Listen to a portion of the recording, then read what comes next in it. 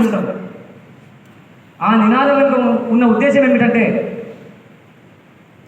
ఎస్సీలు బీసీలు ఏ వెనుకబాటుతనాన్ని అయితే అనుభవిస్తున్నారు, ఏ అణచివేతనైతే అనుభవిస్తున్నారు, ఏ అసమానతల మధ్య బతుకుతున్నారు, నిరుద్యోగం, నిరక్షరాస్యత, ఆకలి, అంటరానితనం, ఎన్ని రుగ్మతలు సమాజంలో ఉన్నాయో అన్ని రుగ్మతల మీద కలిసి మనం పోరాడదాం, మాతో కలిసి రండి, ఒక సమానమైన సమాజం కోసం మనం ప్రయత్నం చేద్దాం అనే ఉద్దేశంతో మేము ఆ నినాదాలు ఇస్తూ ఉంటాం.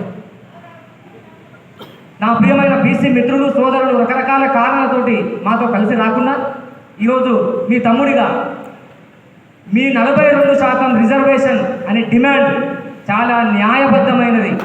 మిమ్మల్ని సమర్పించడానికి మీరు ఇచ్చిన జ్ఞానంతో ఉపాధ్యాయుడైన నేను ఈరోజు సెలవు పెట్టుకుని వచ్చిన మీ ఇంటికి.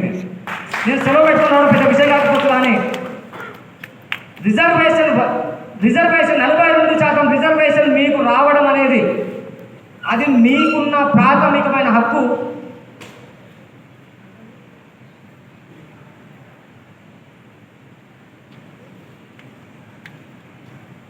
బహుజన సమాజ్ పార్టీ రాష్ట్ర కార్యవర్గ సభ్యులు తమ్ముడు నరేందర్ కూడా వేదిక మీకు రావాల్సిందిగా నన్ను అనౌన్స్ చేయమంటున్నాను. నరేందర్ వేదిక మీకు రావు.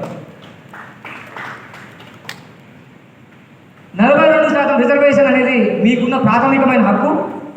ఆ హక్కుని ప్రభుత్వం, కేంద్ర ప్రభుత్వం మెడలు వంచి మరి సాధించుకోవాల్సిన బాధ్యత మీ మీద ఉన్నదని గుర్తు చేస్తూ నేను 2 మాటలు మాట్లాడతాను. బీసీలకు రిజర్వేషన్ ఎందుకు కావాలంటే సరిగ్గా 2014 సంవత్సరంలో ఒక సంఘటన జరిగింది.